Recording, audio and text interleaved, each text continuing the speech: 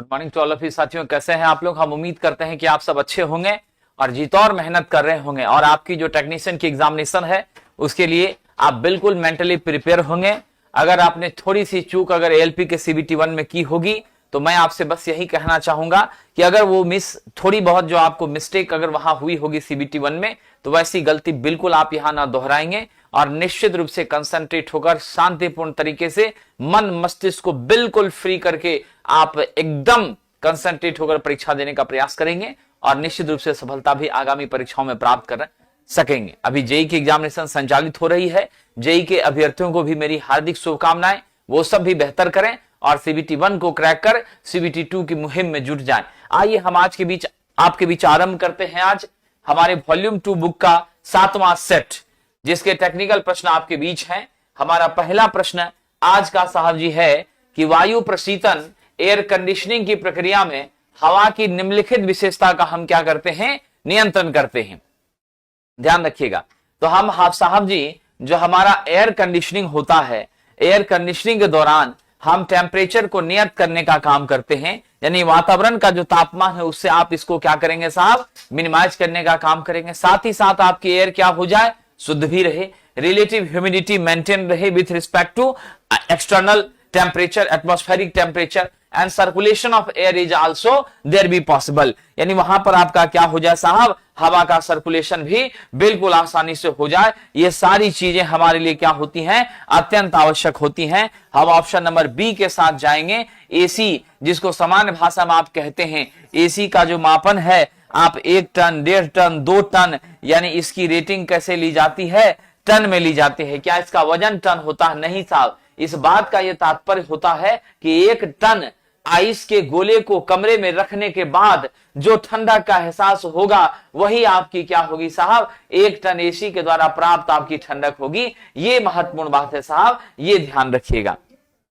तो मेरा right answer यहां पर क्या है, ऑप्शन नंबर बी है। इन सारी प्रक्रियाओं की यहां पर क्या होती है, निश्चित रूप से साहब जी आवश्यकता होती है, इसकी नीड हमें पड़ती है। चलिए आगे बढ़ते हैं। अगला प्रश्न है, जब सोडियम वेपर लैंप का स्विच ऑन किया जाता है तो किसकी उपस्थिति के कारण लाल रंग प्रदान करता है? तो साहब ध्यान रखना, सोडियम वेपर लैंप नियॉन की उपस्थिति के कारण क्या करता है, लाल रंग का प्रकाश देता है। लेकिन ये लाल प्रकाश, ध्यान रखिएगा, लाल गुलाबी प्रकाश जो है ये आपको तभी प्राप्त होता है जब पूर्ण डिस्चार्ज नहीं हुआ हो। क्या हो साहब, जब पूर्ण डिस्चार्ज नहीं हुआ हो। क्या हो, जब पूर्ण डिस्चार्ज नहीं हुआ हो।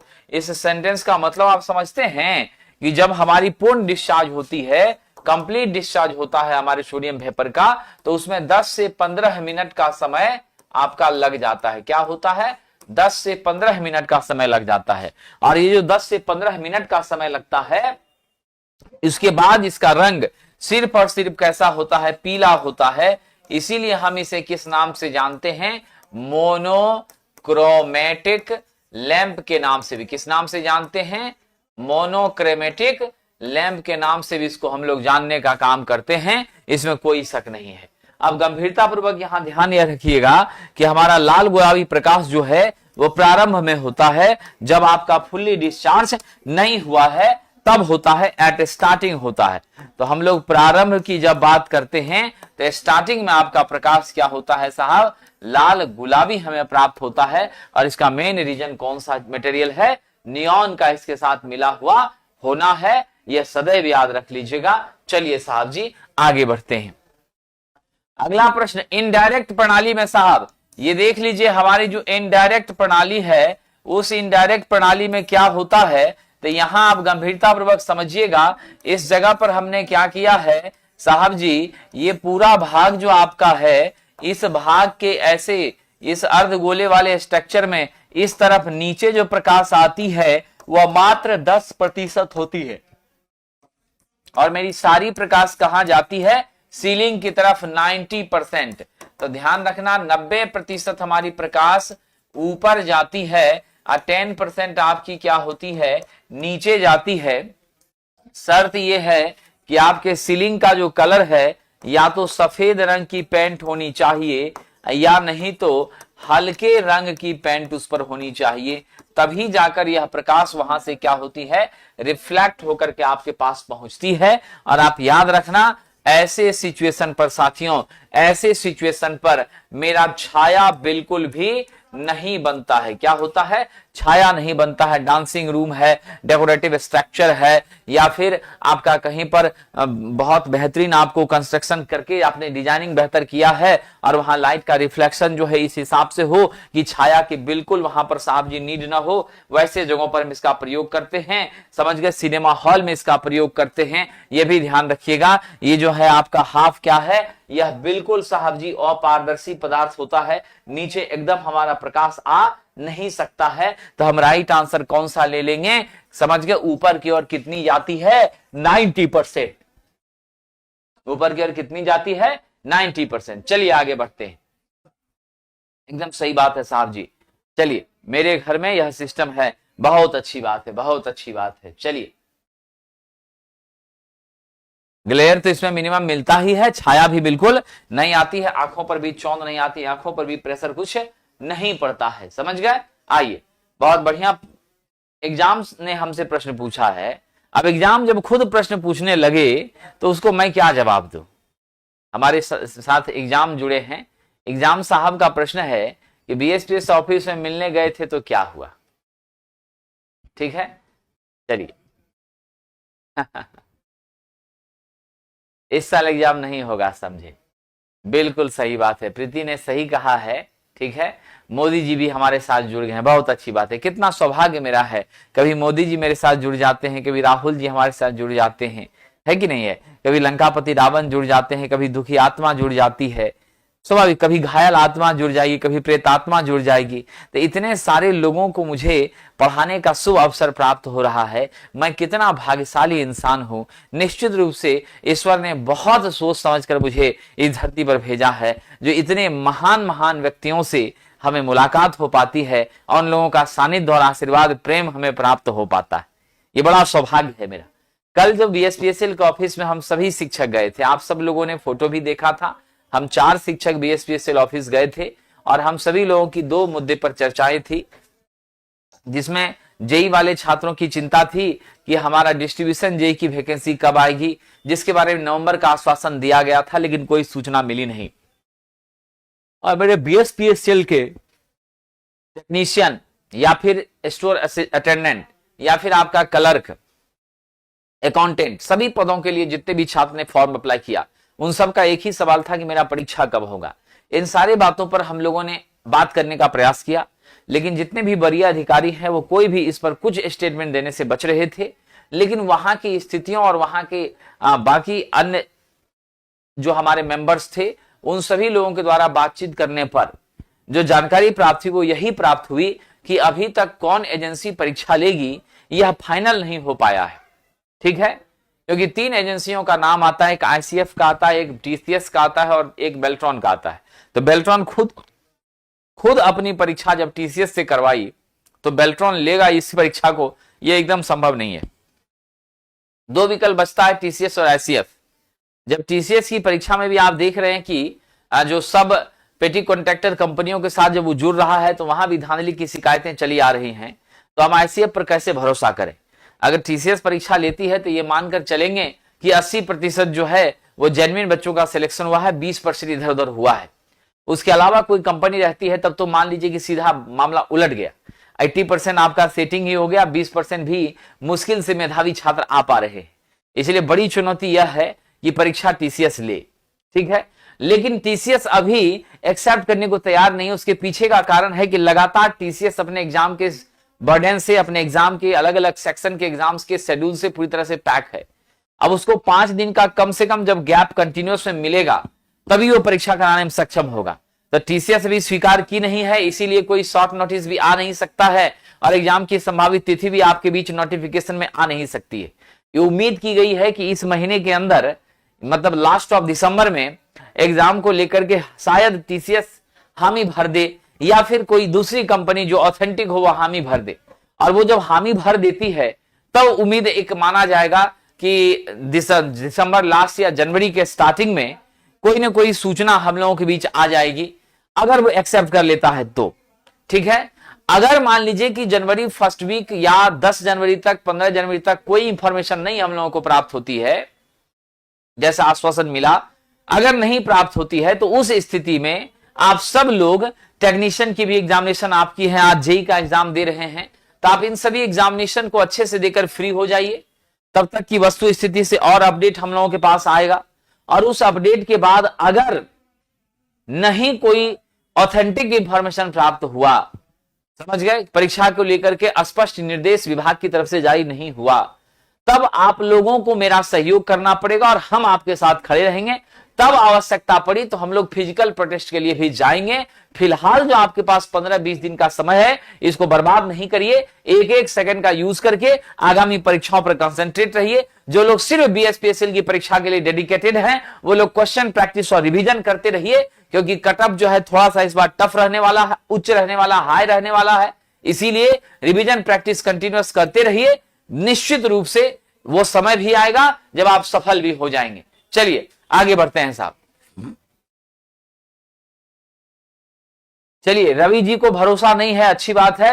रवि जी, अगर कोई बढ़िया कंपनी आपके नजर में है तो उसका जरा सा डिटेल दिया जाए, वह डिटेल जो है आगे हम लोग फॉरवर्ड करने का प्रयास करेंगे, या नहीं तो अगले दिन मीटिंग होगी तो आप भी चलिएगा साथ में, ठीक है। आप भी साथ में चलेंगे तो थोड़ा सा मुझे लगता है दिशा निर्देश अगर आप गाइड कर देंगे प्रॉपर तरीके से, तो मुझे लगता है वहां की व्यवस्था को सही से चलाने में मदद मिल जाएगी, थोड़ा सा कॉपरेशन भी मिल जाएगा, और परीक्षा अगर सही ढंग से हो जाए तो यह तो बहुत ही बढ़िया बात है। खास करके जो मेहनत करने वाले छात्र हैं उनके लिए तो अत्यंत ही लाभदायक है।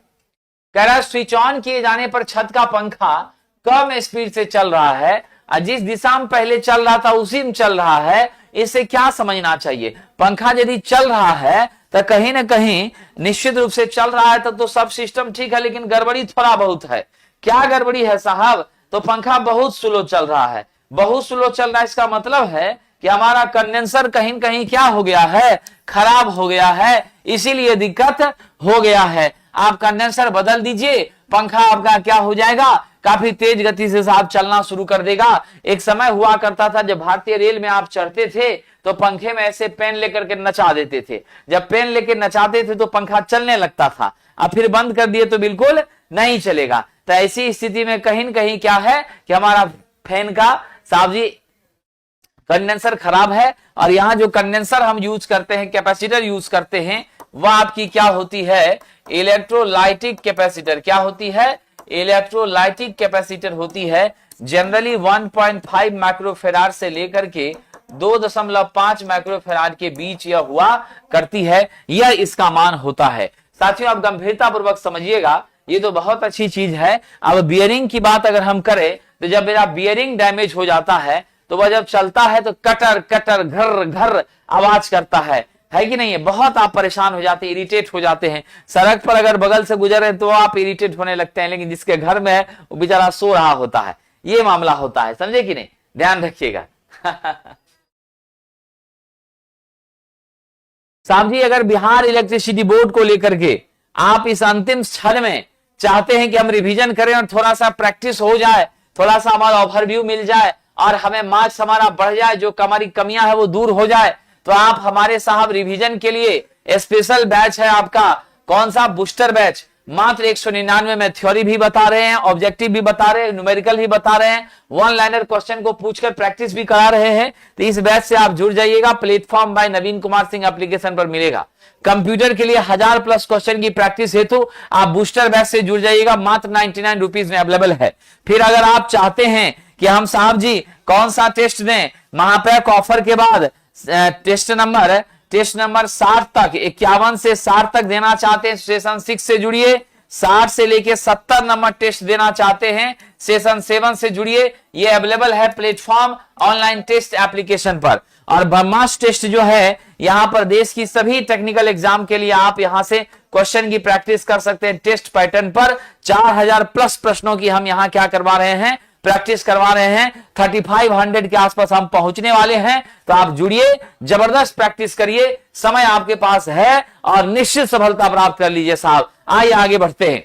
जितना लेट होगा एग्जाम कटअप उतना बढ़ेगा। एकदम सही कहा है लंकापति रावण जी, आपने बिल्कुल सही स्टेटमेंट कहा है कि हमारा लेट एग्जामिनेशन होगा, बच्चे तैयारी जबरदस्त ढंग से करेंगे, अपनी कमियों को दूर करते चले जाएंगे, एक्यूरेसी का मान क्या होगा, बढ़ता चला जाएगा। और ऐसी परिस्थिति में मेधावी छात्रों के बीच कंपटीशन बहुत जबरदस्त होने वाला है। लेकिन शर्त है कि डुप्लीकेसी ना हो, अराजकता ना हो, घपलाबाजी ना हो, बस यही एक डिमांड है जो कतई ना हो। आइए साहब, ग्लो टाइप स्टार्टर जो है हम लोग जनरली दो तरह का है, एक ग्लो टाइप होता है, एक थर्मल होता है। ग्लो टाइप स्टार्टर में क्या होते हैं, समान रूप से हमारे साहब दो इलेक्ट्रोड होते हैं। यह एक बार में, एक मिनट में कितनी बार साहब, 20 से 25 बार सर्किट को क्या करता है, ऑन ऑफ करता है, जिससे हमारी जो वोल्टेज का मान है, the magnitude of voltage that is required for discharge of the mercury, तो मरकरी के डिस्चार्ज के लिए जो रिक्वायरमेंट होती है, उस डिस्चार्ज के रिक्वायरमेंट को यह क्या करती है साहब, सेटल करने के लिए उस लेवल के वोल्टेज को प्रदान करने का काम करती है। इसमें कोई शक नहीं है साहब, ये ध्यान रखिएगा। तो इसमें हम लोग क्या करते हैं, हमेशा इसको कहां संचालित किया जाता है, स्टार्टिंग के दौरान। और यह एक प्रकार का कैसा स्टार्टर है, तो याद रख लीजिएगा, प्री हीट स्टार्टर है। क्या है, प्री हीट स्टार्टर है, यानी संचालित होने से पहले पूरी अरेंजमेंट करके रखता है ताकि हमारा वोल्टेज एक्सट्रीम लेवल तक पहुंचे। अब बड़े आराम से हम क्या कर सके साहब, डिस्चार्ज गैस का हो जाए और फिर हमें प्रकाश का उत्सर्जन हो। आप सब जानते हैं फ्लोरेसेंट लैंप में यूज करते हैं, और यह एक प्रकार का कैसा लैंप है साहब, ये एक प्रकार का गैस डिस्चार्ज लैंप है। कैसा लैंप है दोस्तों, गैस डिस्चार्ज लैंप है। चलिए आगे बढ़ते हैं, हमारा अगला प्रश्न है, घरेलू वायरिंग में अर्थ लाइन के लिए जो तांबे का तार होता है, तो साहब जी हमको यहाँ पे अर्थ लाइन के लिए कह रहा है, या हमें घरेलू वायरिंग के लिए खास करके करंट कंडक्शन और दूसरे कंपोनेंट के साथ जोड़ने के लिए नहीं कह रहा है, यहां कह रहा है साहब अर्थ कनेक्शन के लिए। तो अर्थ कनेक्शन के लिए हमारा नियम है 2 mm स्क्वायर के आसपास हम यूज करेंगे। और इंडियन इलेक्ट्रिसिटी रूल कहता है कि किसी भी हाल में 8 SWG से कम का तो होना नहीं चाहिए। मिनिमम कितना का यूज कर लेंगे हम लोग, 8 SW तक के रेंज में रहेंगे। मेरा राइट आंसर हो जाएगा 2 mm स्क्वायर। ये क्रॉस सेक्शन एरिया को रिप्रेजेंट कर रहा है, किसको कर रहा है दोस्तों, क्रॉस सेक्शन एरिया को रिप्रेजेंट कर रहा है। अगला कह रहा है, किसी मशीन में यदि अर्थ इलेक्ट्रोड को हमें स्थापित करना है और उसके बीच की दूरी इलेक्ट्रोड की लंबाई 2.5 मीटर होती है, तो उसमें साहब जी कम से कम कितना, तो मेरे लेंथ के 2 गुने से कम तो कतई नहीं होना चाहिए। क्या होना चाहिए, लेंथ के 2 गुने से कम। आपके इलेक्ट्रोड की जो लंबाई है उसका डबल से कम कतई नहीं होना चाहिए। हम यहां पर उत्तर कौन सा दे देंगे, सी दे देंगे। और जब भी होना चाहिए तो ये पैरेलल सेक्शन में होना चाहिए, सीरीज में कतई नहीं होना चाहिए। पैरेलल अरेंजमेंट जब होता है, ध्यान रखिएगा, पैरेलल अरेंजमेंट जब होता है तो निश्चित रूप से हमारी प्रतिरोध के मान में कमी आती है। और प्रतिरोध के मान में कमी आने से आप सब इस बात को महसूस करते हैं, when the magnitude of resistance decreases then definitely we are able to passes the higher leakage current through the earth। तब हम लोग ज्यादा धारा को, ज्यादा लीकेज करंट को अर्थ में भेजने में सक्षम होते हैं, और हमारी सुरक्षा, हमारी सेफ्टी क्या हो जाती है, निश्चित रूप से उत्तम और उन्नत हो जाती है। बड़ा अच्छा प्रश्न है। 250 आर्मेचर चालक वाला लैप कुंडली डीसी जनरेटर, यानी आर्मेचर चालक जेड का मान कितना है साहब, 250 है। ठीक है, आपका डीसी जनरेटर में 1200 आरपीएम पर एन का मान कितना है, 1200 आरपीएम है। मेरा साहब ईएमएफ 200 वोल्ट है, समझ गए।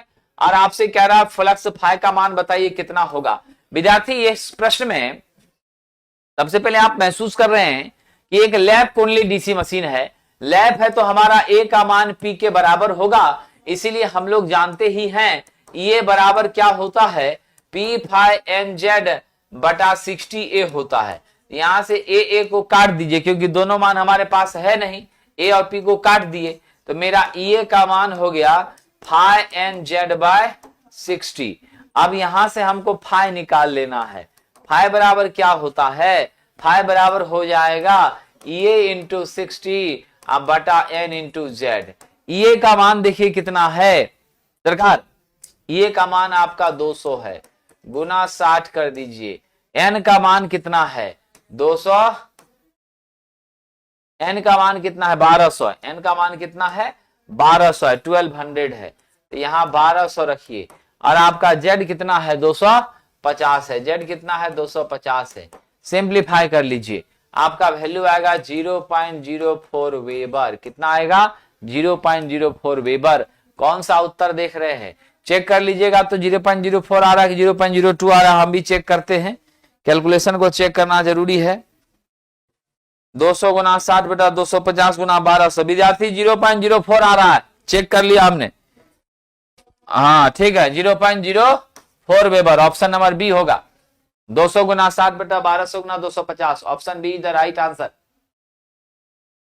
चलिए, बहुत अच्छी बात है। लंकापति रावण जी ने कहा है कि बूस्टर बैच से जुड़ने के बाद मेरा न्यूमेरिकल बहुत अच्छा हो गया। चलिए, ये मेरा सौभाग्य है कि आपके न्यूमेरिकल को हम थोड़ा ठीक कर पाए हैं, ये बहुत खुशी की बात है।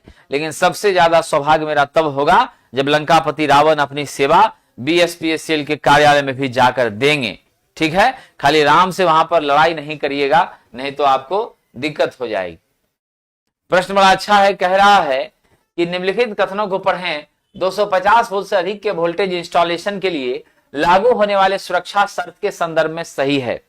पहला कह रहा है, यदि स्विच बोर्ड के पीछे कोई अटैचमेंट है और सुरक्षित कनेक्शन है, तो स्विच बोर्ड के पीछे कोई स्थान है, उसकी चौड़ाई 20 cm से अधिक या 75 से कम है, तो हम किसी अटैचमेंटे से उसका माप कर लेंगे। यानी बीच में गैप है, कोई तार निकला है, उसी तार को पकड़ करके हम लंबाई माप लेंगे। ऐसा संभव है साहब जी? वो तार अगर नेकेड हुआ तो, बेयर हुआ तो उसके टच में जाएंगे, हम दुनिया से चले जाएंगे साहब। मेजरमेंट का डाटा तो बाद में आएगा, पहले हमारी विदाई हो जाएगी। इसलिए यह स्टेटमेंट बिल्कुल क्या है साहब, गलत है। उस अटैचमेंट से कभी भी इसका प्रयोग नहीं करना चाहिए। हाँ, ये बात देख लीजिए, कह रहा है स्विच बोर्ड के बीच के स्थान की चौड़ाई 75 cm से अधिक है, तो स्विच बोर्ड के ठीक दोनों ओर यानी आपके बीच का पैसेज कितना होना चाहिए, 1.8 होना चाहिए। कितना होना चाहिए, 1.8 होना चाहिए। यानी इससे स्पष्ट हो जाता है कि मेरा दूसरा स्टेटमेंट सही है, अब पहला क्या है, गलत है। तो हम कौन सा उत्तर देंगे,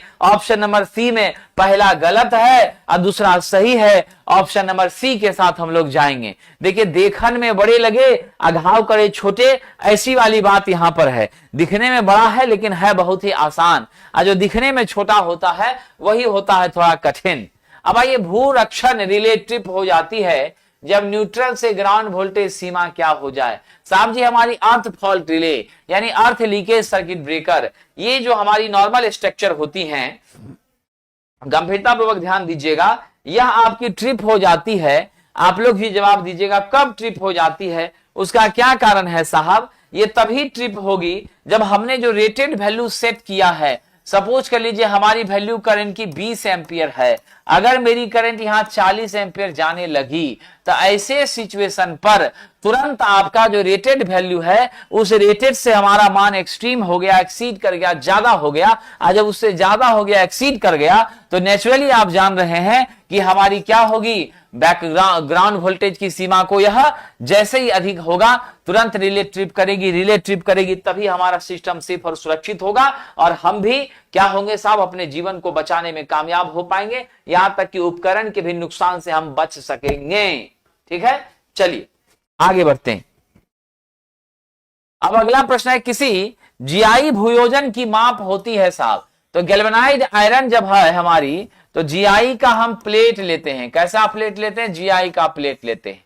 और ये प्लेट जो हम इंस्टॉल करते हैं, याद रखिएगा कैसे करते हैं, वर्टिकली करते हैं। कैसे करते हैं साहब, वर्टिकली करते हैं। तो हमेशा जो प्लेट अर्थिंग है वर्टिकली इंस्टॉल करते हैं। और ये वाला आपका क्या होता है, नमी वाले, क्या होता है, नमी वाले स्थान पर यह ज्यादा उपयुक्त होता है। और जीआई का पूरा नाम तो सबको पता है, गैल्वेनाइज्ड आयरन। जंग रोधी होती है, इसमें जंग लगने की कोई चांसेस नहीं होती है। तो जीआई के लिए हमारा आकार कितना होता है, 60 बाय 60 cm इंटू 6.35 m। यानी आपका साहब जी 6.35 जो है, यह आपकी मोटाई है। ठीक है, ये आपकी लंबाई और चौड़ाई है, यह आपकी लंबाई और चौड़ाई है। 3.18 की बात अगर करें, तो हमारा जो साहब जी अगर कॉपर का लीजिएगा, तो हमारा स्टैंडर्ड कॉपर में होता है 60 cm गुना 60 cm गुना 3.15 mm।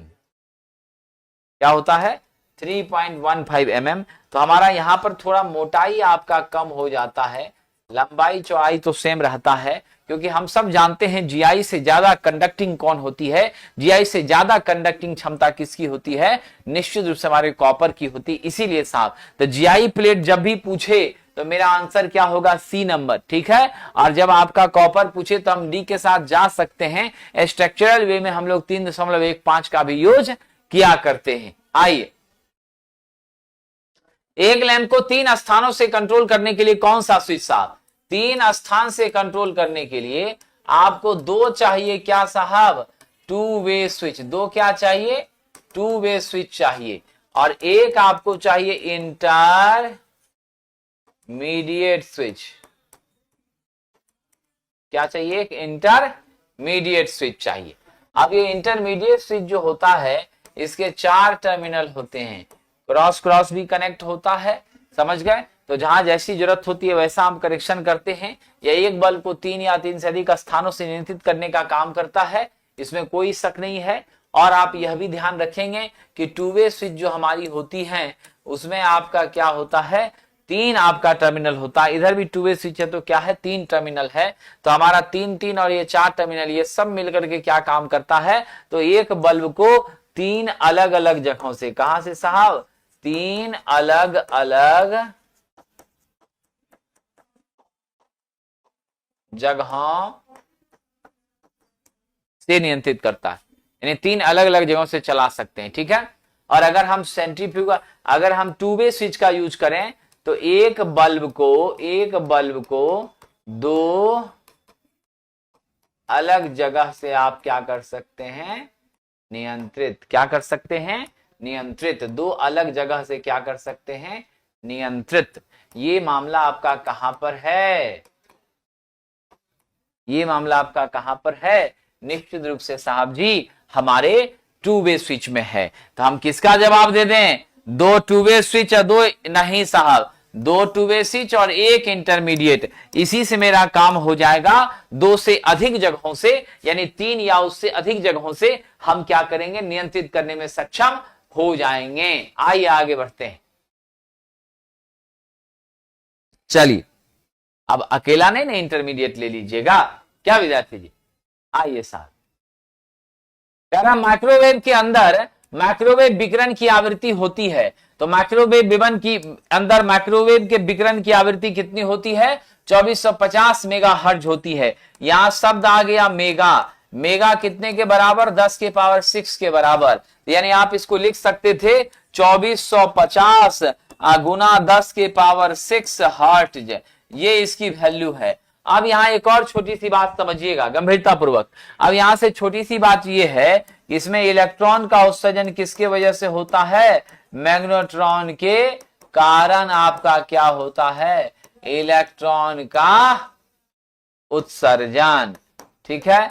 और हम यहां पर 3 से 5 मिनट में क्या कर पाते हैं, ध्यान दीजिएगा, यहां हम लोग 3 से 5 मिनट के अंदर भोजन को पका लेते हैं। आपकी क्या होती है, जो हमारी रिफ्लेक्टर चारों ओर जो वाल है हमारे ओवन का, उस रिफ्लेक्टर से टकरा कर जब ये किरणें आकर स्ट्राइक करती हैं किसके ऊपर, आपके भोजन के ऊपर, तो वहां हलचल पैदा होती है, भोजन तुरंत पक जाता है। केक वगैरह बनाने के लिए इसका बहुत ज्यादा हम क्या करते हैं, प्रयोग करते हैं। अब यहाँ गंभीरता पूर्वक ध्यान रखिएगा कि इसमें आपका काम बहुत फास्ट होता है, और इसमें किसी भी हाल में आप प्लास्टिक का ये सब का बर्तन यूज करेंगे, इसमें स्टील का बर्तन यूज नहीं करेंगे, चीनी मिट्टी वगैरह का यूज करेंगे, स्पेशल टाइप के बर्तन का यूज करेंगे। अगर आप मेटल वगैरह का यूज करेंगे तो सब कुछ क्या हो जाएगा, गड़बड़ हो जाएगा। चलिए, बहुत अच्छी बात है, बहुत बहुत स्वागत है। प्रभु राम हमारे बीच आए हैं, प्रभु राम के चरणों में मेरा नमन है।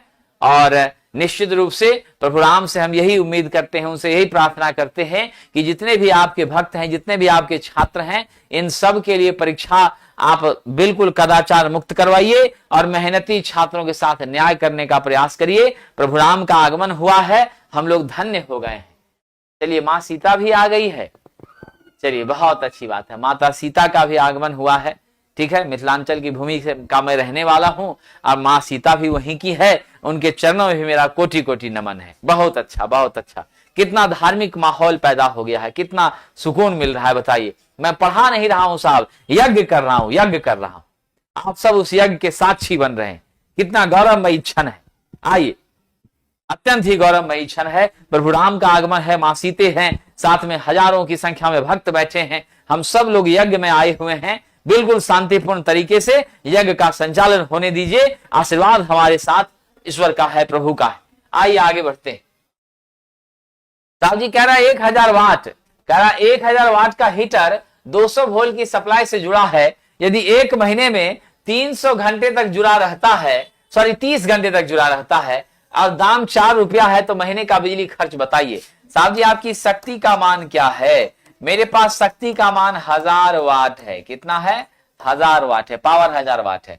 वोल्टेज आपका 250 वोल्ट है, तो इसका बहुत नीड नहीं है। समय आपका कितना है? समय आपके पास 30 घंटे है। क्या है साहब? 30 घंटे है, ठीक है।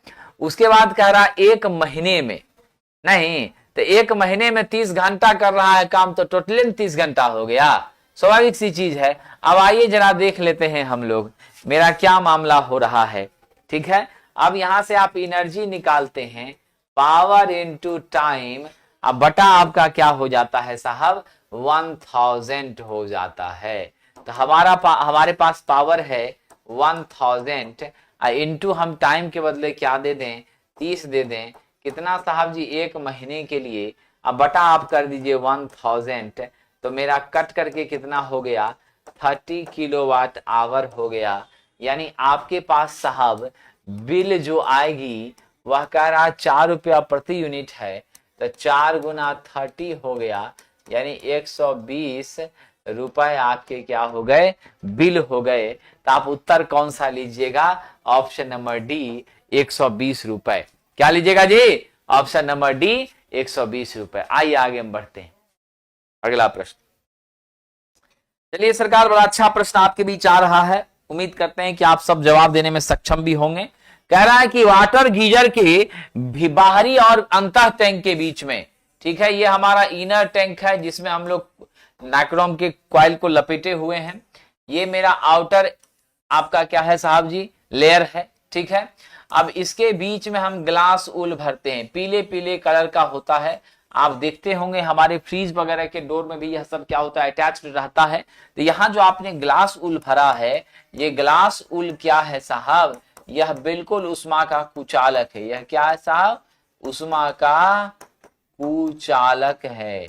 और उष्मा का जो कुचालक है, ध्यान रखिएगा, तो यह आपके अंदर की गर्मी को बाहर भी नहीं जाने देता और बाहर की हीट को अंदर भी नहीं आने देता, या बाहर की ठंडक को भी अंदर आने नहीं देता। बीच में एक बैरियर का काम करता है। यह निश्चित रूप से हमारे इनर टैंक के टेम्परेचर को मेंटेन करके रखने में बहुत बड़ी भूमिका निभाता है। इसीलिए हम इसका प्रयोग विशेष रूप से किया करते हैं। तो मेरा जवाब यहाँ क्या हो जाएगा? जल्दी बताइए। गर्म जल के उष्मा ह्रास को रोकने के लिए, गर्म जल के अंदर जो आपकी हीट है उस हीट को इंस्टेंटली समाप्त करने के लिए इसका प्रयोग हम नहीं करते। वो लंबे समय तक रहे, ताकि अगर कुछ देर के बाद भी कोई इसका यूज करना चाहता है तो वह बड़े आराम से इसका क्या कर सके साथियों? यूज कर सके। ये खासियत होनी चाहिए। कह रहा निम्न में से किस केबल का प्रयोग 33 केवी तक ही किया जाता है? बड़ा अच्छा प्रश्न है और थोड़ा नाम देख रहे हैं आप, थोड़ा मजेदार नाम है। तो साहब जी पिल सीडीटीए केबल का प्रयोग हम लोग 33 केवी तक ही करते हैं। इसका पूरा नाम होता है पी से पेपर, आई से साहब जी इंसुलेटेड, ठीक है, एल से आपका होता है लेड, सी से होता है कवर्ड, डी से होता है डबल्ड, फिर टी से होता है टैप्ड, आर्मर्ड। नाम आपने सुना? Paper insulated, lead covered, double tapped, armoured. ये आपकी पिल सीडीटीए केबल होती है। Paper insulated, lead covered, single tapped armour, PIL CSTA होती है। Paper insulated lead covered cable, HSL cable, ठीक है। और ये आपका जो एचएसएल केबल है, ये एसएल और एच, एसएल केबल और एच दोनों केबल को क्या करता है साहब जी? ध्यान रखिएगा, दोनों केबल को क्या करता है? समझ गए कि नहीं? दोनों केबल के कॉम्बिनेशन से बनता है। चलिए बहुत अच्छी बात है। साइड होकर लिखिए सर, दिखता नहीं है। चलिए बहुत अच्छी बात है संतोष पंडित साहब, एकदम साइड होकर के ही लिखा करेंगे, ठीक है। उम्मीद करते हैं अब दिख रहा होगा। Paper insulated lead cover double tapped armoured इसका पूरा नाम होता है। यही हमारा 33 के भी तक प्रयोग में लिया जाता है। कह रहा है आंतरिक वायरिंग के रूप में अंडरग्राउंड फीडर के लिए हम किस केबल का प्रयोग कहां से ज्यादा नहीं कर सकते? साहब अंडरग्राउंड फीडर में कभी भी 90 डिग्री सेल्सियस से ऊपर के तापमान पर संचालन करना, इसका प्रयोग करना एकदम पॉसिबल नहीं है। उससे ऊपर पर जब करिएगा तो आपके हीट का क्या होता है साहब जी, आपके उष्मा का जो है साहब विस्तार नहीं हो पाता, डिस्पर्सन नहीं हो पाता। परिणाम होती है कि हीट एक कंजेस्टेड एरिया में क्या होती है, कंसंट्रेट हो जाती है। आज इसका नतीजा यह मिलता है साथियों कि हमारी केबल एक्सेसिव हीट के कारण डैमेज होने की चांसेस वहां पर प्रबल हो जाती है। क्या होती है? एक्सेसिव हीट के कारण हमारे केबल के डैमेज होने की चांसेस प्रबल हो जाती हैं। इसमें कोई शक साथियों नहीं है। चलिए आगे बढ़ते हैं। अब यहां से अत्यंत ही महत्वपूर्ण बातों की तरफ चलते हैं। आइए अगला प्रश्न कह रहा निम्नलिखित में से कौन सा टेप मोटर कनेक्शन के लिए सबसे उपयुक्त है? तो साहब वार्निश कैम्ब्रिक जो है इसी को हम लोग क्या कहते हैं? एम्पायर टेप कहते हैं। क्या कहते हैं? Empire tape. एक बार क्वेश्चन पूछा था वार्निश कैम्ब्रिक को एक और नाम से जाना जाता है, वह क्या है? तो जवाब दीजिएगा एम्पायर टेप। या आपकी संश्लेषित क्या होती है? वार्निश क्लॉथ होती है जो बिल्कुल इंसुलेटर का काम करती है। कैंची से बड़े आसानी से हम इसको काटने का काम कर सकते हैं। साहब जी 7/20 केबल का क्या अर्थ है? इसका अर्थ है साहब जी 7 SWG के 20 तार। क्या इसका अर्थ है? 7 SWG के 20 तार। यही है ना जी? क्या है बताइए, कितने आदमी सक्षम है? 7 SWG के 20 तार की 20 SWG के 7 तार? बिल्कुल साहब जी बिल्कुल, देख लिया चमत्कार। सरकार ये 20 SWG के कितने तार हैं? 7 तार हैं। यही तो चक्कर है। अपने कंसेप्ट पर डटे रहिए। 7/20 का अर्थ होता है 20 SWG के 7 तार। ऐसे नंबरिंग में मेरी पहली संख्या क्या बताती है? मेरी पहली संख्या तार की संख्या को बताती है। किसको बताती है?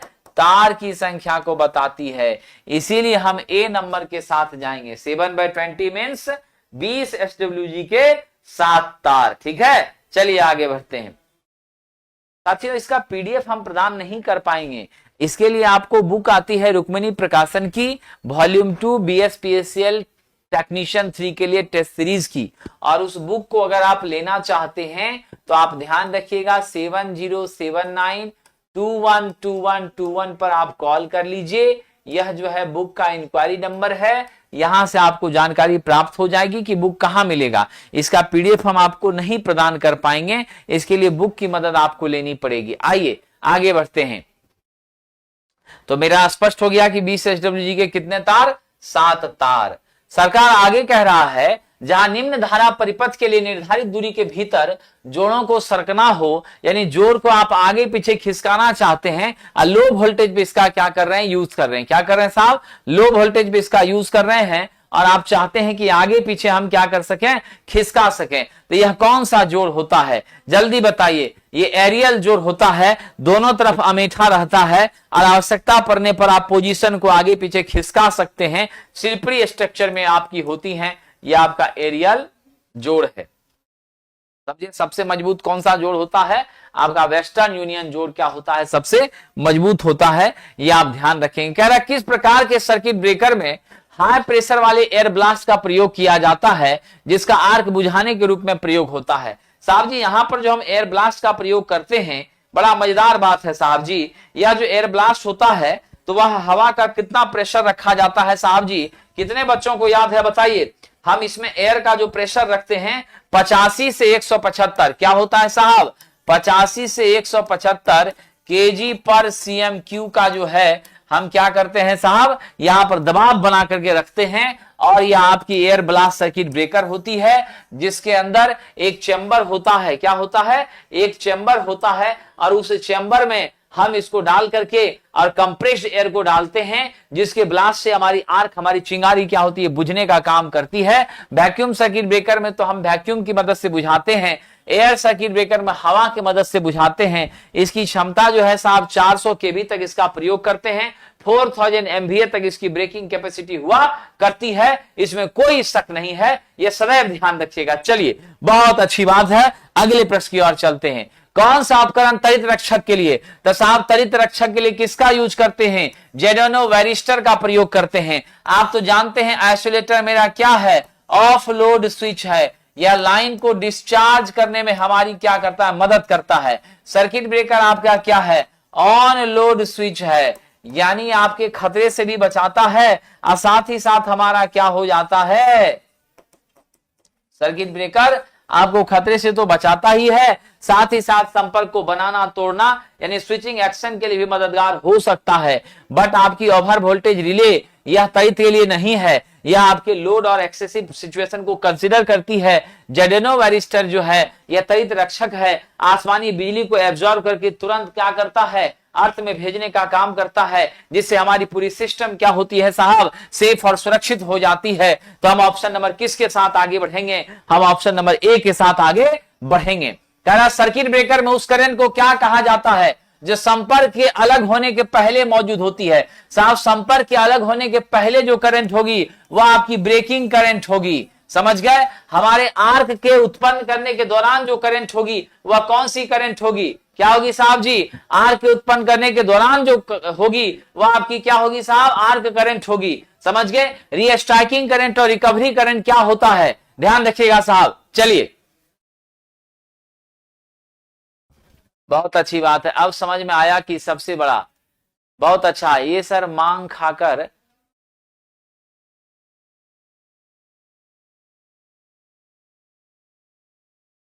वाह वाह वाह वाह वाह, बहुत अच्छी बात है।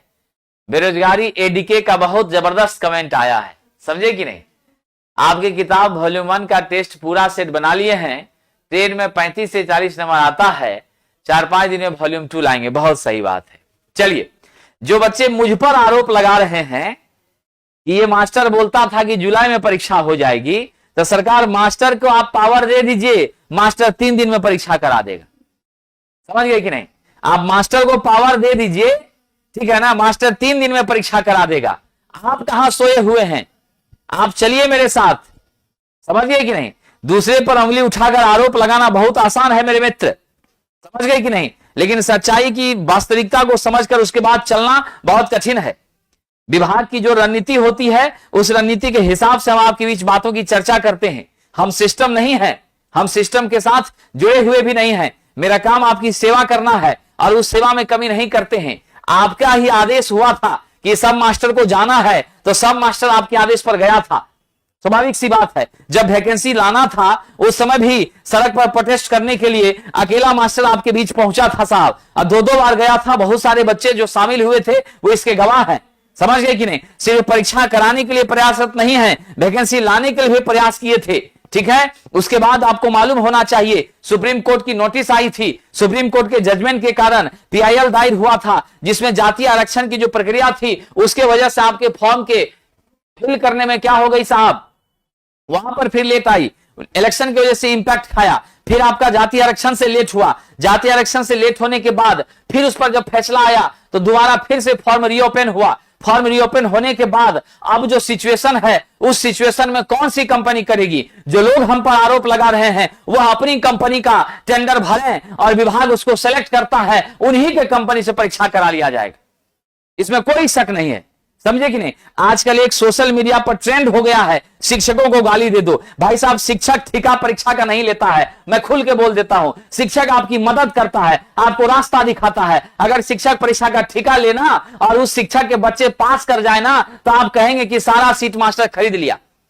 यह भी समस्या होती है, समझे कि नहीं? इसलिए अनर्गल बयानबाजी से बचने का काम करिए। जो पढ़ने वाले बच्चे हैं वो पढ़ाई पर ध्यान दीजिए। मार्केट में, मीडिया में इस तरह की भ्रांति पूर्वक खबरों को चलाने वाले लोगों से बचकर रहिए, ठीक है? और शिक्षक की अगर बस की बात होती और शिक्षक अगर पावर में आ जाए तो आपको 2 से 3 दिन के अंदर परीक्षा करा दे साहब, और एक भी धांधली नहीं होगा, सिर्फ मेधावी बच्चे ही सफल होंगे, यह भी आपको गारंटी देता।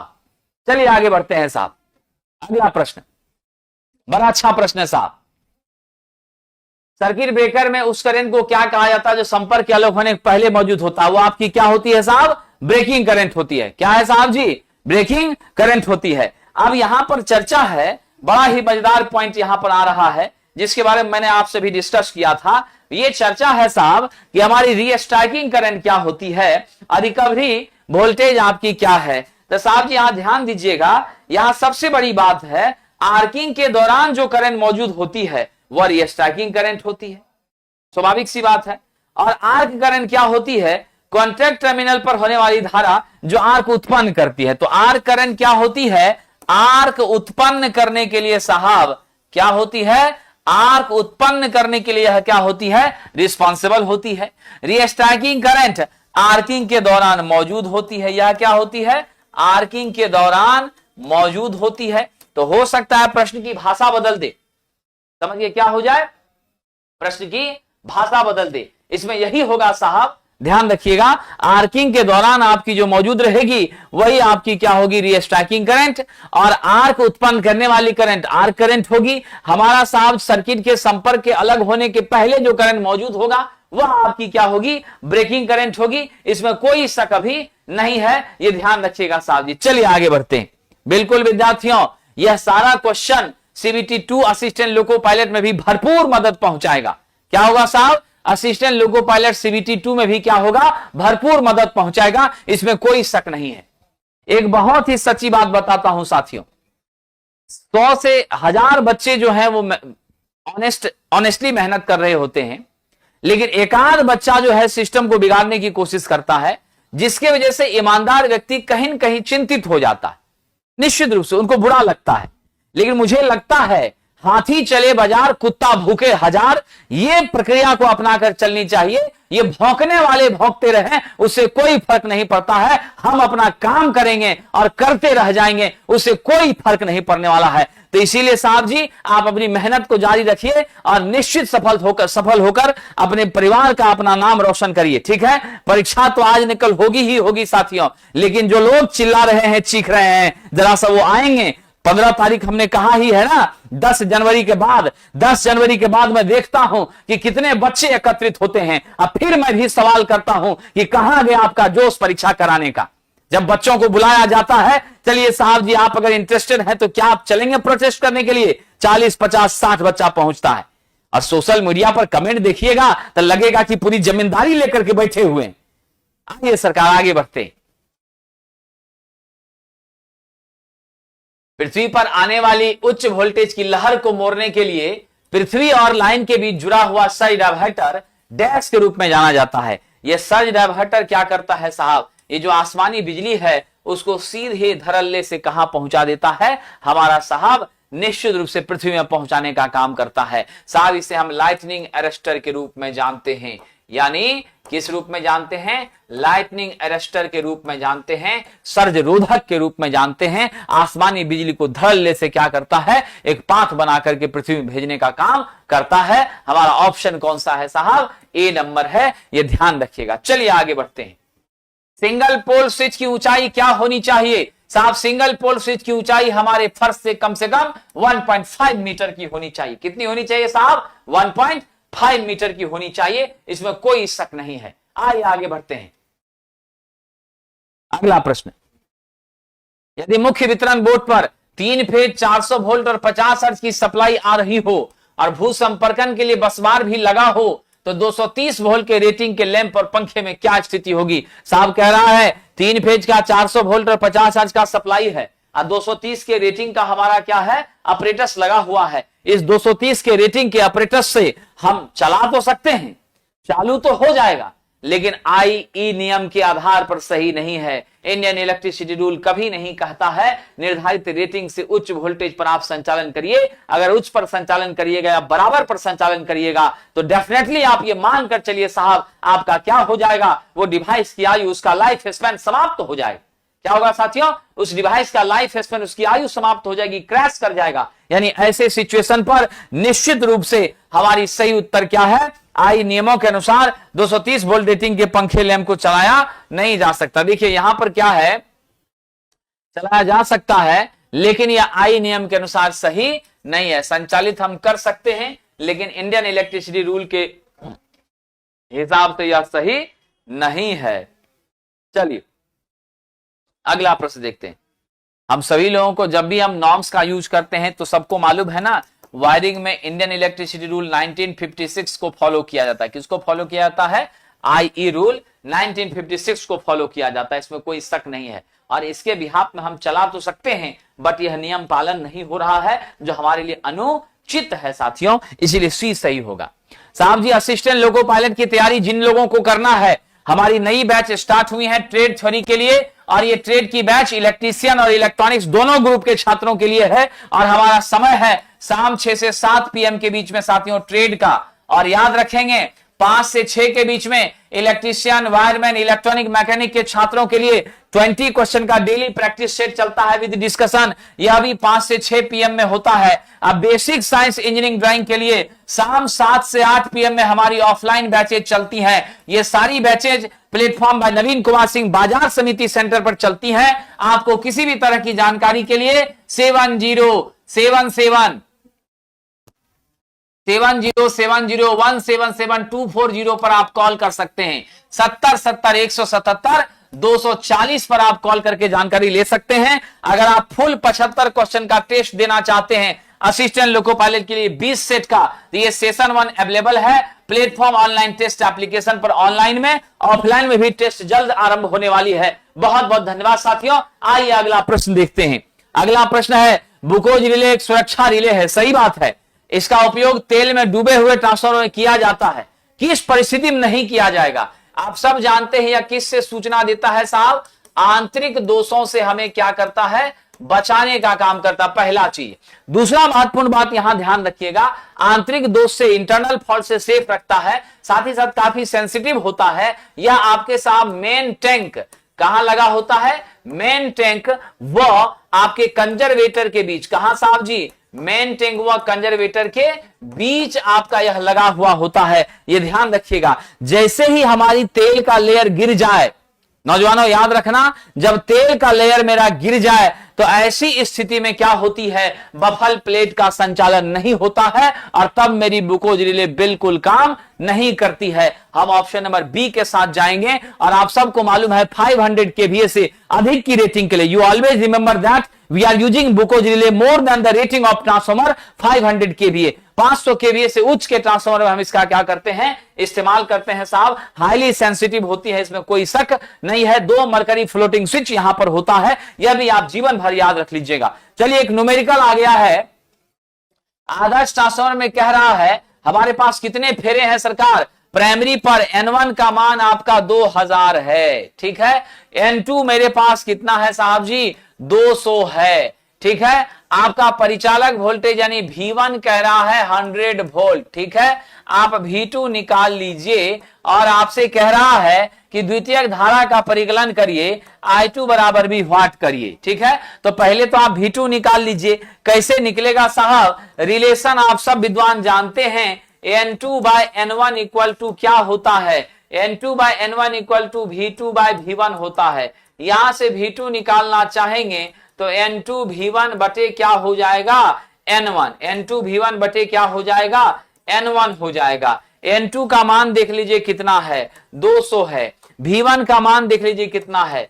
100 है। नीचे आपका कितना है? V1 N1 2000 है। अब 0 0 0 0 कट गया, ये आपका 10 वोल्ट आ गया। कितना आ गया? 10 वोल्ट। अब यहां से हम R2 मेरे पास दिया हुआ है साहब जी, R2 मेरे पास दिया हुआ है 5 ओम। अब आपको I2 निकालना है। I2 बराबर V2 बाय I2 बराबर V2 बाय R2 कर सकते हैं कि नहीं कर सकते हैं? V2 का मान देख लीजिए कितना है? V2 मेरे पास 10 निकल कर आया है। R2 मेरे पास 5 है, यानी 2 एम्पियर की धारा क्या होगी साहब जी? मेरे सेकेंडरी से प्रवाहित होगी। हम उत्तर कौन सा ले लेंगे? बी नंबर लेकर आगे बढ़ जाएंगे। क्या हो जाएंगे? ऑप्शन नंबर बी लेकर हम आगे बढ़ जाएंगे। चलिए आगे बढ़ते हैं साहब। अगला प्रश्न, नेक्स्ट क्वेश्चन है, कह रहा परिणामित्र के सेकेंडरी वाइंडिंग का प्रतिरोध RS है। तो RS मेरा क्या है? R2 है, सेकेंडरी का प्रतिरोध है, S से सूचित किए हैं। हमारा ट्रांसफॉर्मेशन रेशियो आपके बीच क्या दे दिया? K दे दिया गया। सेकेंडरी वाइंडिंग का पूछ रहा है, प्राइमरी की ओर तुल्यकाली प्रतिरोध होगा, यानी आपसे कह रहा है कि अगर हम RS को किधर शिफ्ट कर दें, या अगर आपकी शिफ्टेड टू प्राइमरी हो जाए, यानी जब हम R2 को कहां शिफ्ट करते हैं, प्राइमरी की तरफ, तो ये R2 आपका क्या हो जाता है, R2 डैश हो जाता है, यहां भी ये RS डैश हो जाएगा, और RS डैश आपका क्या होगा, RS बटा के स्क्वायर हो जाएगा। ऑप्शन नंबर डी है। आप हमेशा याद रखना, अगर हम सेकेंडरी से प्राइमरी में जाते हैं तो के स्क्वायर से डिवाइड करते हैं, अगर हम प्राइमरी से सेकेंडरी में जाते हैं तो के स्क्वायर से गुना करते हैं। अगर यहीं पर ऐसा कह देता कि मेरा R1 प्राइमरी का प्रतिरोध है, इसको हम सेकेंडरी की तरफ क्या कर रहे हैं, सेकेंडरी की तरफ क्या कर रहे हैं, शिफ्ट कर रहे हैं, तो R1 डैश हो जाता, ये R1 इंटू के स्क्वायर हो जाता। समझ गए? तो हमेशा ध्यान रखना, in case of shifting of resistance, reactance and impedance we must use the relation of K square. अगर आपने प्राइमरी से सेकेंडरी की तरफ शिफ्ट किया है तो ऐसे सिचुएशन पर के स्क्वायर का मल्टीप्लीकेशन होगा, अगर आपने सेकेंडरी से प्राइमरी की तरफ शिफ्ट किया है तो के स्क्वायर से डिवीजन होगा। इस छोटी सी बात को आप सदैव याद रखेंगे। चलिए आगे बढ़ते हैं। आइए साहब जी, परिणामित्र में अलग अलग पटलन, हम लोग लैमिनेशंस का यूज करते हैं, और आपको मालूम है लैमिनेशंस का यूज करने के पीछे जो सबसे महत्वपूर्ण चीज है वो क्या है, लैमिनेशंस के यूज करने के पीछे सबसे महत्वपूर्ण चीज है साथियों, एडी करंट लॉसेस को रिड्यूस करना। आप हमेशा याद रखना, to reduce the eddy current losses we are using thin lamination in case of structure of core and structure of any electrical machineries, because आपका जो एडी करंट लॉसेस होता है that is directly proportional to the thickness of lamination का square, यानी square of thickness of lamination, जिसको हम इस रूप में सूचित करते हैं, पीई प्रोपोर्शनल होती है टी स्क्वायर का, where T is the thickness of lamination. तो हमेशा आपका लैमिनेशन कैसा होना चाहिए साथियों, पतला होना चाहिए, थिन होना चाहिए, ठीक है। जितना पतला रहेगा मेरी एडी करंट लॉस उतनी क्या होगी, कम होगी। अब इसमें सबसे महत्वपूर्ण बात यही है साथियों कि हम लोग ई टाइप की पट्टी का यूज करते हैं, GHI नहीं करते, ई का यूज करते हैं, एल का यूज करते हैं, आई का यूज करते हैं। ये सारी पट्टियां हमारे लैमिनेशंस के रूप में यूज की जाती हैं। हम कभी भी एफ का, जी का, एच का यूज नहीं करते, उस असेंबली का कोई स्ट्रक्चर हमारे पास बन नहीं पाता है। चलिए अगला प्रश्न है, 200 केवीए 2000/200 वोल्ट के ट्रांसफार्मर की सेकेंडरी वाइंडिंग में क्या है, 100 टर्न्स हैं, यानी N2 का मान आपके पास 100 दे दिया है, N1 बराबर आपको मालूम नहीं है। साथ ही साथ आपको यह भी कह दिया है कि मेरे पास साहब जी V1 का मान कितना है, 200 वोल्ट, 2000 वोल्ट है, और V2 का मान कितना है, 200 वोल्ट है। अब आप यहां से जरा N2 निकाल लीजिए, बहुत ही आसानी से कैलकुलेशन हो जाएगा। और मेरा कैलकुलेशन कैसे निकलेगा, तो हम जानते हैं रिलेशन होती है N2 by N1, N2 by N1 must be equal to क्या होता है, V2 बाय V1।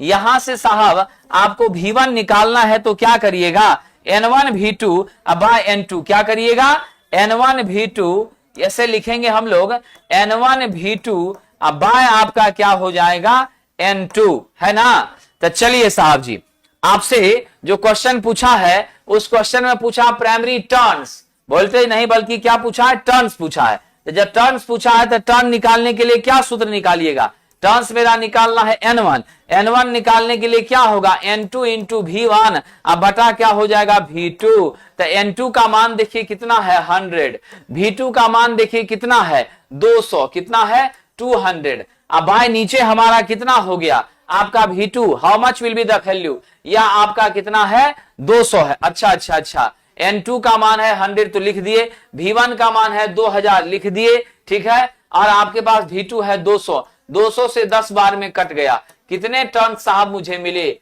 1000 टर्न्स मिले। क्या होगा आंसर, ऑप्शन नंबर सी हो जाएगा, ठीक है, क्या हो जाएगा, ऑप्शन नंबर सी। गौर करिएगा, N2 100 दिया है, N1 नहीं मालूम है, V1 2000 दिया है, V2 हमको मालूम है 200, N2 by N1 equal to V2 bye V1 होता है।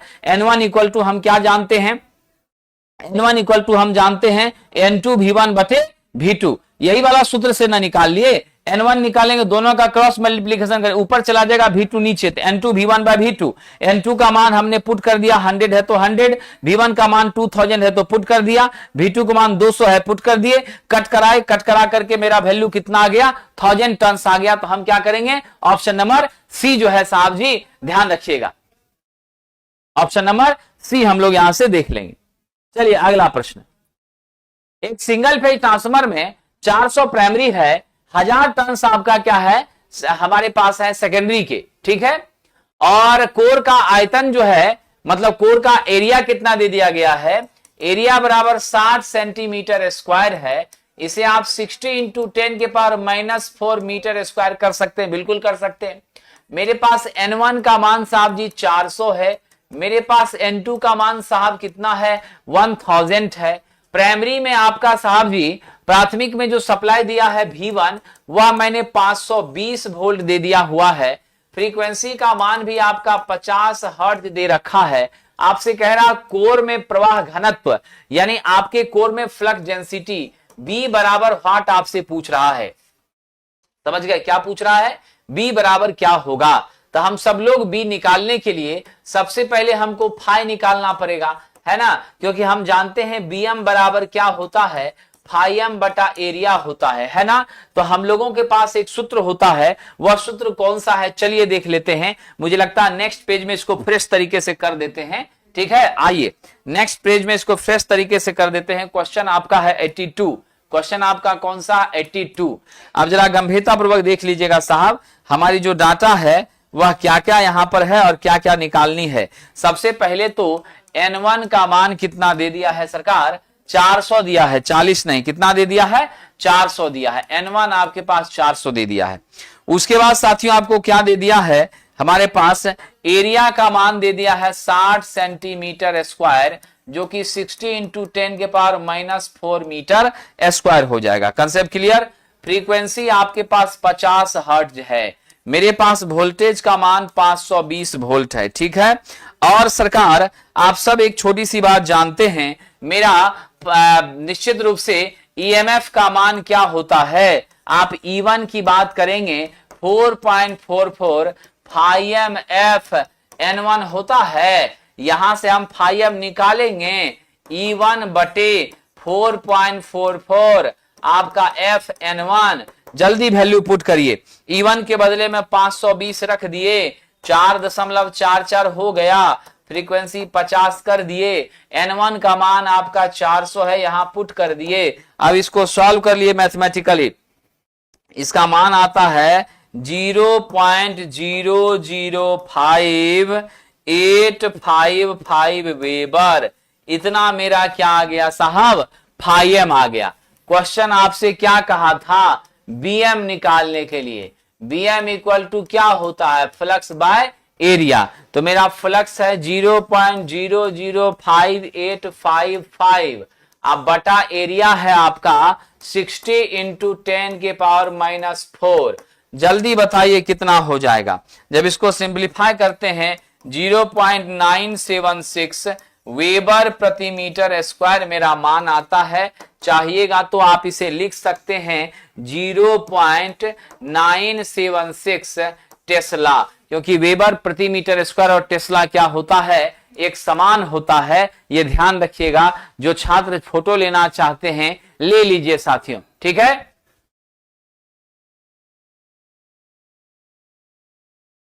चलिए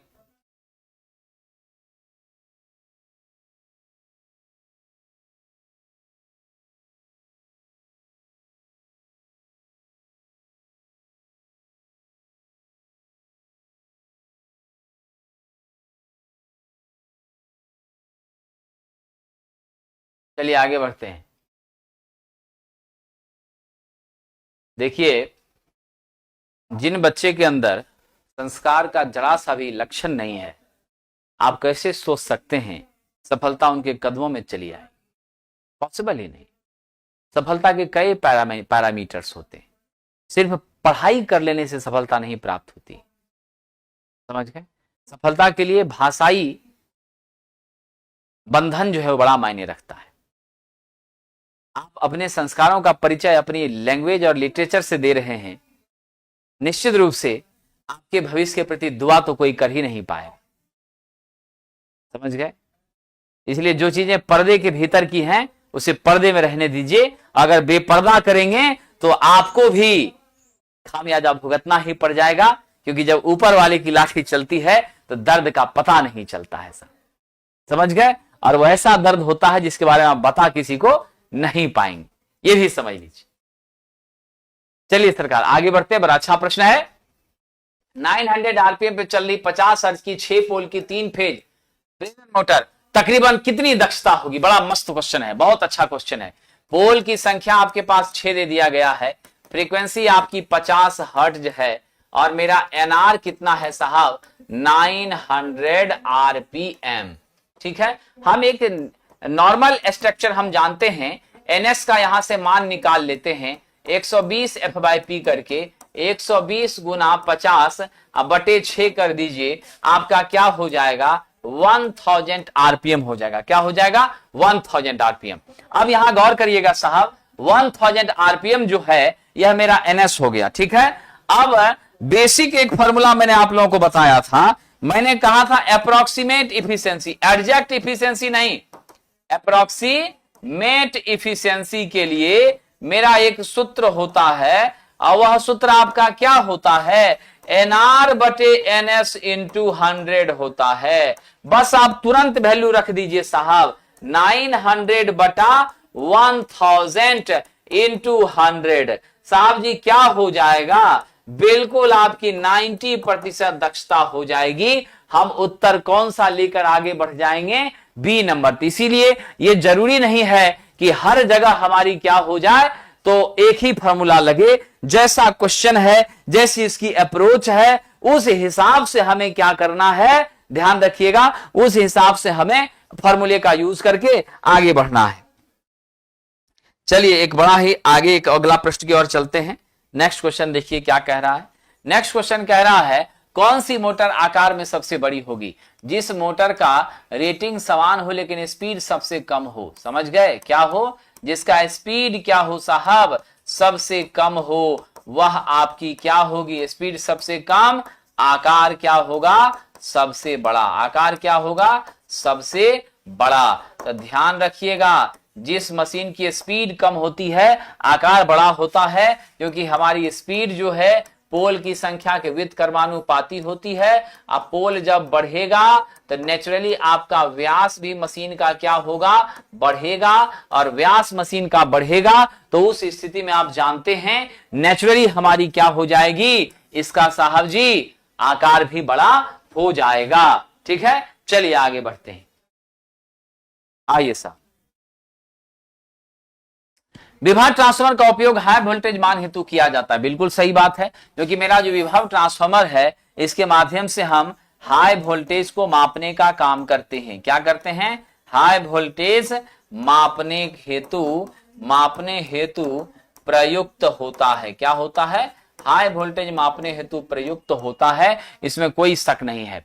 और यह जो विभव ट्रांसफार्मर है यह आपकी कौन सी ट्रांसफार्मर होती है? स्टेप डाउन होती है। तब ना आप सेकेंडरी में कितना साहब 120 वोल्ट तक के रेंज का वोल्टमीटर लगा करके आप हाई वोल्टेज को मापने में सक्षम हो जाते हैं। यानी आपका क्या जवाब होगा? समझ गए? जब मेरा स्टेप डाउन हो गया तो प्राथमिक में लपेटों की संख्या क्या होती है? अधिक होती है, और सेकेंडरी में लपेटों की संख्या कम होती है। आप ऑप्शन कौन सा दीजिएगा? D number. स्टेप अप के रूप में मेरा कौन होता है? सीटी होता है। अब जब प्राइमरी में टर्न्स आपका ज्यादा है तो नेचुरली मेरे सेकेंडरी में कम हो जाएगा, और इस स्थिति में के आपका लेस देन 1 हो जाएगा। तो ऑप्शन नंबर कौन सा हो गया? डी हो गया। बिल्कुल विद्यार्थियों आगे बढ़ते हैं। अगला प्रश्न है, 12 पोल 50 hertz star connected induction motor का रोटर प्रतिरोध 0.02 प्रति फेज है। ठहराव पर रोटर रिएक्टेंस 0.3 ओम प्रति फेज है। 250 आरपीएम की गति पर फुल लोड टॉर्क प्राप्त कर रहा है, तो फुल लोड टॉर्क के से अधिकतम टॉर्क का अनुपात क्या होगा? चलिए इसमें भी आपको स्पेस लेना पड़ेगा। ये मेरा 86 नंबर क्वेश्चन है। आइए जरा देख लें इस प्रश्न में क्या क्या डाटा दिया है। सबसे पहले तो पोल की संख्या मुझे कितनी दे दी गई है? 12। फ्रीक्वेंसी कितना दे दिया गया है 50 हर्ट्ज। उसके बाद आपको रोटर रेजिस्टेंस R2 का मान दे दिया है साहब 0.2 कितना दे दिया है 0.02 ओम दे दिया है। उसके बाद साहब X2 का मान देख लेते हैं कितना दिया है। X2 का मान आपका 0.3 दे दिया है। कितना दे दिया है 0.3 ओम दे दिया है। ठीक है, अब सबसे पहले आप आइए NS निकाल लीजिए, 120 F/P करिए, 120 गुना 50 अब बटा आपका क्या हो जाएगा, पोल के बिहाफ में हमारी कितनी है 12, तो मेरा मान आ जाता है साहब आपका अप्रोक्सीमेट 500 आरपीएम। कितना आता है 500 आरपीएम आता है। Concept clear. अब हम फुल लोड टॉर्क SFL निकाल लेते हैं। SFL के बारे में आप देख रहे हैं कि हमारे क्वेश्चन ने यह भी कहा है कि 250 आरपीएम पे चल रहा है, यानी मेरे पास NR का मान कितना है 250 आरपीएम है। अब फुल लोड स्लिप निकाल लेते हैं, तो आपका NS माइनस NR यानी आपका 500 माइनस 250 बटे आपका क्या हो गया 500, यानी 250 बटे आपका 500 यानी 1/2, मतलब आपका 0 पॉइंट क्या हो गया 5। तो मेरी स्लिप कितनी आ गई साहब 0.5 आ गई SFL। अब हमको मैक्सिमम टॉर्क का जब कंडीशन होता है, ये हम चर्चा कर रहे हैं मैक्सिमम टॉर्क की कंडीशन, तो मैक्सिमम टॉर्क की जो कंडीशन होती है वहां SM आपका क्या होता है जानते हैं आप लोग, R2 बटे X2 क्या होता है R2 बटे X2, क्योंकि कंडीशन ही होता है R2 बराबर क्या होना चाहिए SX2 होना चाहिए, है ना। तो S बराबर क्या होगा R2 बटे X2, तो हम यहाँ R2 का मान पुट कर दिए 0.02 अब बटा X2 है 0.3। जब इसको सॉल्व करते हैं तो मान कितना आता है 0.067 आता है। कितना आता है 0.067 आता है। बनाते चलिएगा। अब जब आपको SM आ गया तो हमारे पास पूछा है TFL बटा TM, क्या पूछा है फुल लोड टॉर्क बटा मैक्सिमम टॉर्क। इसका सूत्र होता है 2SM इंटू SFL, अब बटा याद है साहब SM का स्क्वायर प्लस SFL का स्क्वायर, सारा वैल्यू रखिए। SM का मान है 0.067, ठीक है, इंटू आपका क्या हो गया SFL 0.5, ठीक है। अब बटा कर दीजिए 0.067 का होल स्क्वायर प्लस 0.5 का होल स्क्वायर। अब जरा सॉल्व करिए, सॉल्व करते हैं तो मान आता है 0.2623 आता है। तो हमारे पास जो ऑप्शन दिया है TFL बाय TM यह लगभग क्या हो जाएगा 0.24। ऐसा इसीलिए क्योंकि आपके ऑप्शन में 48 ही है और 0.24 ही है, तो 48 तो बहुत बड़ा हो गया। नियरेस्ट वैल्यू D है, तो हम किसके साथ चलेंगे D के साथ चलेंगे, ये ध्यान रखिएगा, ठीक है। तो आप इस क्वेश्चन को कॉपी पर जरूर बना करके नोट करके एकदम प्रैक्टिस करिएगा। ये क्वेश्चन पूछा जा चुका है। चलिए साहब क्या है पूछा जा चुका है।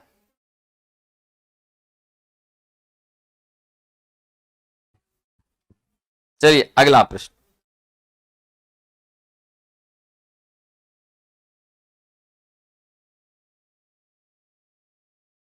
अगला प्रश्न कह रहा है निम्नलिखित में से कौन सी सिंगल फेज मोटर सबसे सस्ती होती है साहब। सबसे सस्ती या सबसे बढ़िया हमारी मोटर कौन सा है, कम कीमत में अच्छी मोटर, वह है साहब कैपेसिटर स्टार्ट मोटर। कौन सी है कैपेसिटर स्टार्ट है, ज्यादा महंगा भी नहीं होता है, इफिशिएंसी भी ठीक ठाक होती है, टॉर्क भी सही मिल जाता है और साहब जी आपका खर्च भी कम पड़ता है। हम किसके साथ आगे बढ़ जाएं, ऑप्शन नंबर ए के साथ आगे बढ़ जाएं। चलिए कह रहा है सिंक्रोनस की गति 75% पर सेंट्रीफ्यूगल स्विच ऑक्सिलरी वाइंडिंग को लाइन से सप्लाई कर देता है, फिर स्प्लिट फेज इंडक्शन मोटर में किस पर चलती है। जब हमारा ध्यान रखिएगा जब हमारा सेंट्रीफ्यूगल स्विच यहां खुल जाता है तो बिल्कुल ऑक्सिलरी वाइंडिंग स्टार्टिंग वाइंडिंग के साथ भी संपर्क मेरा खत्म ही ना हो गया, यह भी आपका खत्म ही हो गया। तो सिर्फ और सिर्फ आपके किसके वजह से मशीन चलती रहती है, ओनली आपकी रनिंग वाइंडिंग के कारण मेरी मशीन क्या होती है साहब संचालित होती रहती है। मेरा ऑप्शन कौन सा हो जाएगा, ए नंबर हो जाएगा। यह अकेले मशीन को चलाने में सक्षम होता है साथियों, ध्यान रखिएगा। चलिए एकल फेज प्रेरण मोटर में यदि एक एसी सप्लाई से जुड़ा हुआ है, कौन सा कथन सत्य है? स्टेटर एसी सप्लाई से जुड़ा है, तो स्टेटर यदि एसी से जुड़ा है तो स्टेटर में लो हानि शून्य हो जाएगी। असत्य कथन कह रहा, स्टेटर में फ्लक्स उत्पन्न नहीं होगा, स्वतः क्षेत्र उत्पन्न नहीं कर सकता है, लो हानि शून्य हो जाएगी। कौन सा जवाब दीजिएगा? प्रश्न तो बड़ा मजेदार दिख रहा है जी साथियों, जरा सा कमेंट करिए तो, और अच्छे से प्रश्न देख करके हमको जवाब दीजिए तो मुझे भी एहसास होगा कि आप लोग मेहनत कर रहे हैं। What should B right answer? कौन सा कथन सत्य है?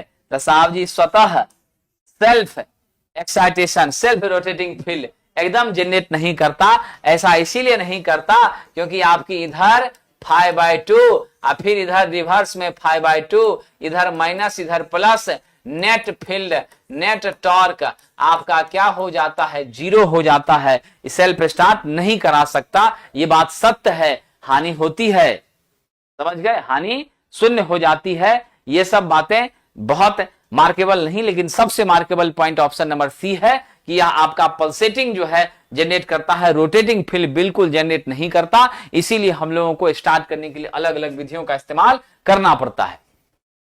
अल्टरनेटर ईएमएफ के चक्रों की संख्या किस कारक पर निर्भर करती है? साहब जी अल्टरनेटर ईएमएफ के चक्रों की संख्या, यानी आप ध्यान दीजिएगा, हमारा साहब कह रहा number of cycle of EMF produced by the alternator depends upon which of the following factor. तो हमारे अल्टरनेटर का जो इंड्यूस ईएमएफ है उसका सूत्र यदि आपको याद है तो 2 सेकंड भी आपको नहीं लगेगा इस प्रश्न को हल करने में। साहब जी उसका सूत्र जानते हैं क्या होता है? कितने बच्चों को याद है? साहब जी इसका सूत्र आप सब एक छोटी सी कंसेप्ट को समझ लीजिएगा, हमारा जो है निम्नलिखित में से किसके माध्यम से? तो ध्यान रखिएगा NS बराबर 120 F/P। इससे ज्यादा बढ़िया फॉर्मूला कौन हो सकता है? कह रहा है हमारे साहब जी जो आपका नंबर ऑफ साइकिल्स है, जो रोटेशन है, ऑन बिहाफ ऑफ दैट अगर हम बात करें तो मेरा NS कहीं न कहीं F के समानुपाती है, मेरा NS कहीं न कहीं आपके पोल के समानुपाती है। ध्रुवों की संख्या पर निश्चित रूप से इसका निर्भरता बन रहा है। हम यहाँ वाइंडिंग के फेरा वगैरह की बात तो बाद में है, सबसे पहला प्रायोरिटी किसको दे देंगे? हम साहब जी पोल की संख्या को दे देंगे। ऑप्शन नंबर क्या हो जाएगा? बी हो जाएगा। चलिए एक क्वेश्चन है, 6600 वोल्ट 3 फेज के टर्बो अल्टरनेटर में स्टेटर वाइंडिंग फैक्टर यानी आपको KW दे दिया है साहब कितना? 0.955। ठीक है, हमारा फ्लक्स दे दिया है 1.2 वेबर। उसके बाद साहब जी आपसे कह रहा है प्रति फेज टर्न पर फेज बराबर वाट।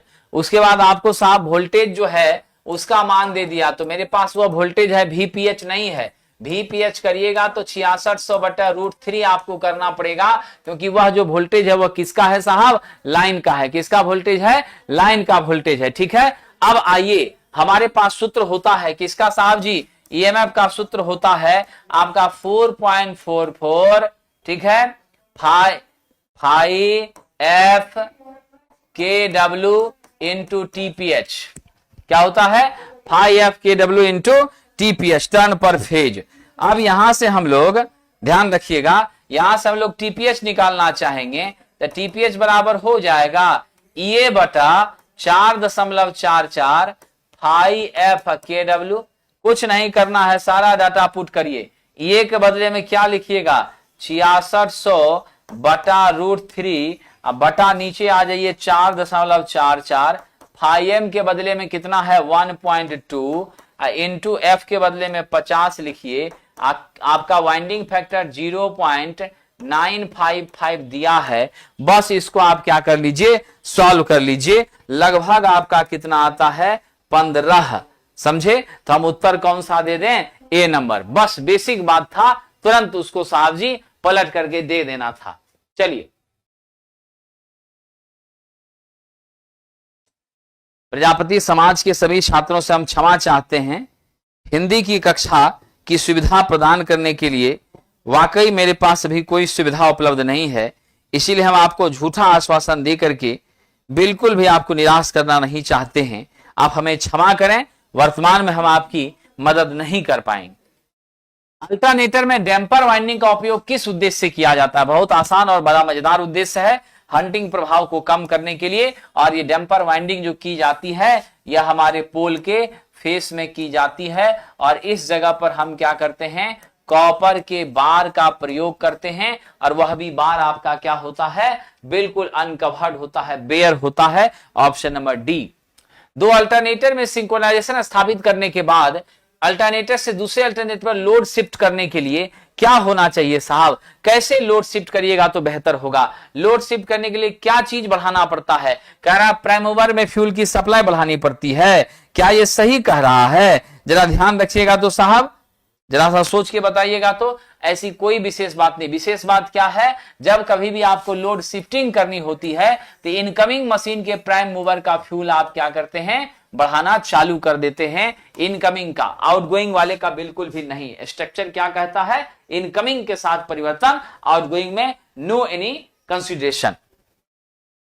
6 पोल वाली सिंक्रोनस मोटर 400 वोल्ट 50 हर्ट्ज की सप्लाई पर संचालित है, 0.8 के लीडिंग पावर फैक्टर पर 100 एम्पीयर की लाइन धारा लेती है। हानि को नगद मानते हुए मोटर के द्वारा उत्पन्न टॉर्क ज्ञात करिए। तो साहब जी हमारा सूत्र ही होता है टॉर्क का।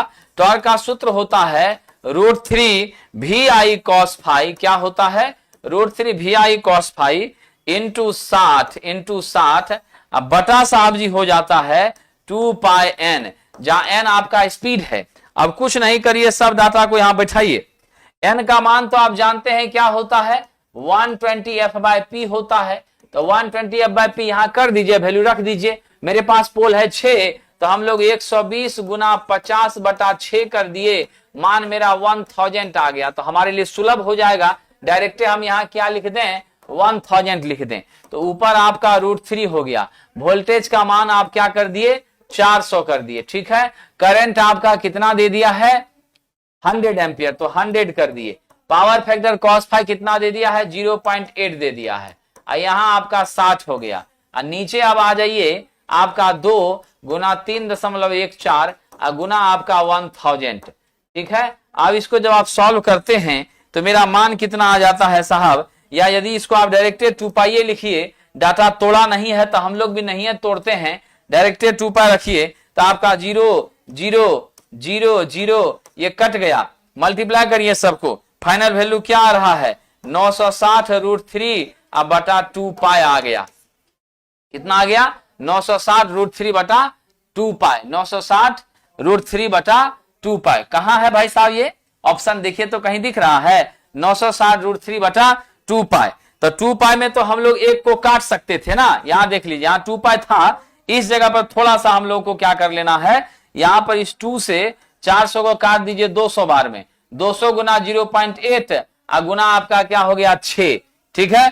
चेक कर लेते हैं मेरा मान आता है कि नहीं, देख लीजिए साहब, आपका 200 इंटू 0.8 इंटू 6 बिल्कुल 960 आ रहा है। ये 2 से 200 बार में कट गया। अब यहां सिर्फ बचेगा पाई बटा 2 पाई नहीं बचेगा, तो 960 √3 बटा पाई, तो 960 √3 बटा पाई ऑप्शन नंबर सी है। जैसा पूछा है वैसा वैल्यू मिल गया है, कुछ नया नहीं करना था। टॉर्क का फॉर्मूला मालूम होना चाहिए और उस फॉर्मूले पे डाटा को रख दिए और रख करके वैल्यू निकाल ली। चलिए आगे बढ़ते हैं।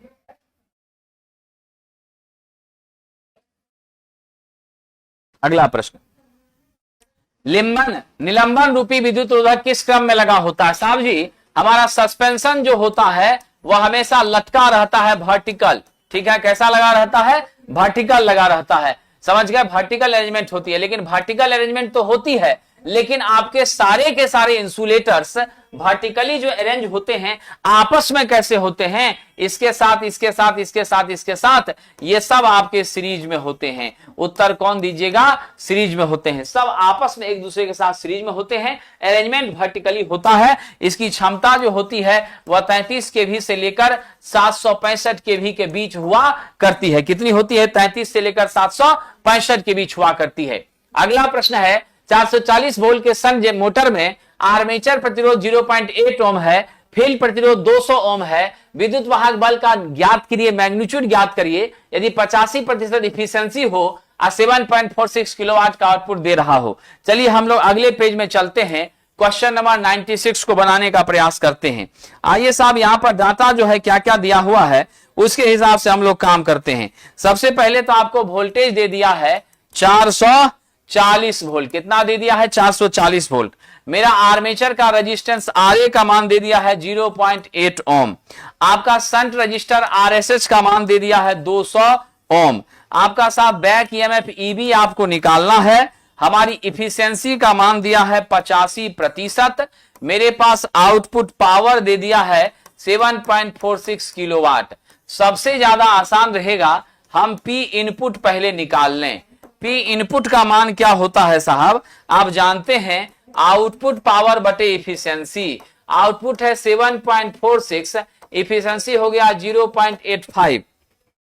मल्टीप्लाई कर दीजिए तो 7.46 किलोवाट में था तो 10 के पावर 3 कर दिए। अब इसको सॉल्व करते हैं तो कितना आता है? 8776.47 वाट आपका क्या आ गया? इनपुट आ गया। अब जब इनपुट पावर आ गया तो पी इन बराबर जानते हैं वी इन इंटू आई इन जानते हैं। यहां से हम आई इन नहीं निकाल सकते हैं, पी इन बटा वी इन करके। तो पी इन आपका कितना है? इनपुट पावर 8776.47 है ना।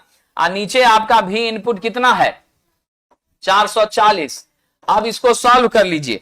जब इसको सॉल्व करते हैं तो मान कितना आता है? 19.94। कितना आता है? 19.94 एम्पियर आपका वैल्यू आता है। तो इनपुट हमारा करंट मिल गया 19.94 एम्पियर। अब जब इनपुट की करंट हमें मिल गई, अब आप जानते हैं साहब क्या हो गया? अब यहां से ISH भी निकाल लीजिए, VSH बाय RSH। VSH आपका 440 है, RSH आपका कितना है? 200 है। सिंप्लीफाई कर लीजिए, कितना हो जाएगा? 2.2 एम्पियर आ जाएगा। Concept clear? अब पैरेलल जो हमारा है, ये आपका शंट मोटर है कि जनरेटर है? एक सेकंड, ये आपका शंट मोटर है। तो शंट मोटर है, आप जानते हैं आईए इधर आएगी, आईए हो गया, ISH इधर हो गया।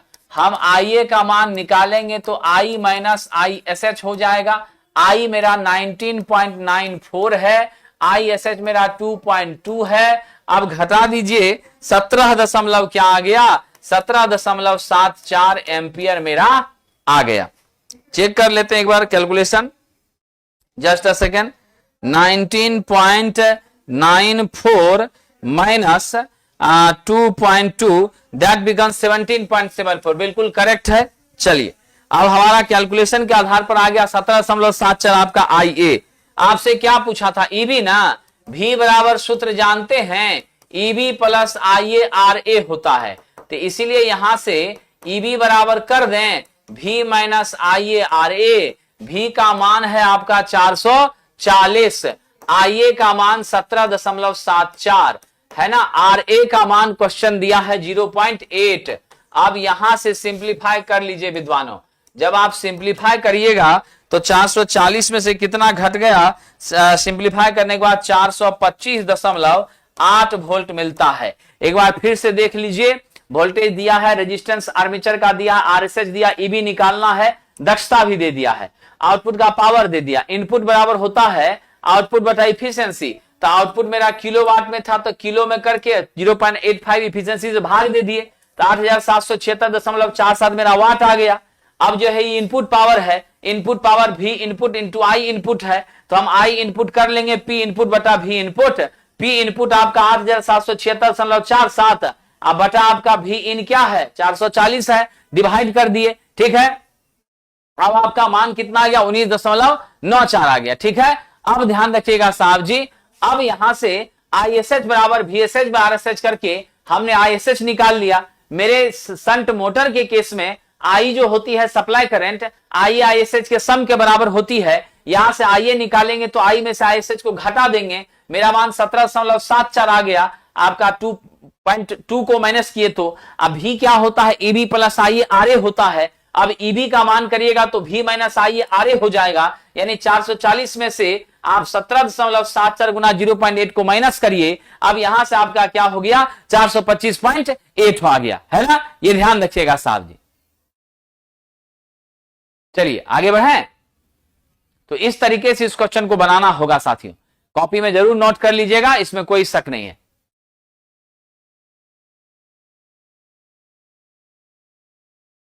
आइए अगला प्रश्न, बिजली के उत्पादन के लिए सौर पैनल डैश प्लेट का उपयोग करता है। बहुत आसानी से आप जवाब देंगे, पीवी सेल का, फोटोवोल्टाइक सेल का प्रयोग करता है, जो प्रकाश से प्राप्त विकिरण को किसमें बदलता है साहब, इलेक्ट्रिकल एनर्जी में। किसमें बदलता है जी, इलेक्ट्रिकल एनर्जी में बदलता है। और यहां पर हम लोग सिलिकॉन का क्या करते हैं, वेफर का प्रयोग करते हैं। इसकी ताप सहने की क्षमता 250 डिग्री सेल्सियस तक होती है। जर्मेनियम की मदद से बिल्कुल नहीं बनता है। और साहब ये भी ध्यान रखना है कि आजकल हम लोग मोनोक्रिस्टलाइन और पॉलीक्रिस्टलाइन प्लेट का क्या कर रहे हैं, यूज कर रहे हैं, जिसमें मोनोक्रिस्टलाइन ब्लैक कलर का होता है, ठीक है, और वही जो है सबसे ज्यादा क्या होता है, उपयोग में लिया जाता है। अगर धूप ना भी रहे तभी वह चार्ज होने का काम करती है।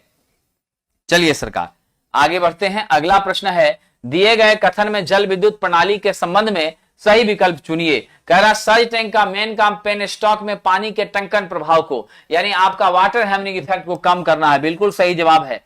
पेन स्टॉक प्रवेश क्रिया से आप फोरवे से टरबाइन तक पानी लाने की एक नली प्रणाली है। बिल्कुल, यह पानी को लेकर के कहां लेकर आती है, निश्चित रूप से साहब हमारे टरबाइन तक पहुंचाने का काम करती है। तो हम सबसे महत्वपूर्ण बात यहां क्या देंगे, और दोनों कथन आपका क्या है, सही है। Option number A is the correct answer, दोनों स्टेटमेंट सही है। चलिए साहब जी अगला कह रहा फर्स्ट ऑर्डर प्रणाली कौन सी है, तो फर्स्ट ऑर्डर प्रणाली कह रहा है ग्लास थर्मामीटर में उबलते पानी में रखा हुआ। बहुत अच्छा क्वेश्चन है साहब जी।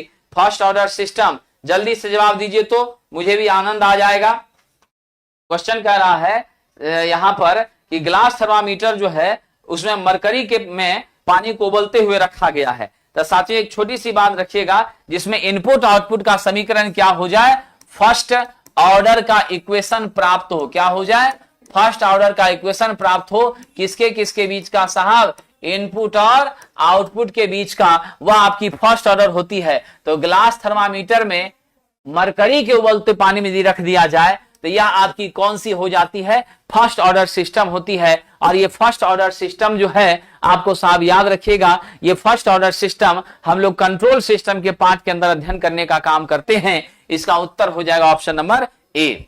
अगला प्रश्न है, टू पिन सॉकेट और पिन का तब प्रयोग किया जाता जब एसेसरीज क्या हो जाए साहब। बहुत अच्छा क्वेश्चन है, जल्दी बताइए। What should be the real answer for this. Two pin socket और थ्री पिन सॉकेट का हम प्रयोग करते हैं।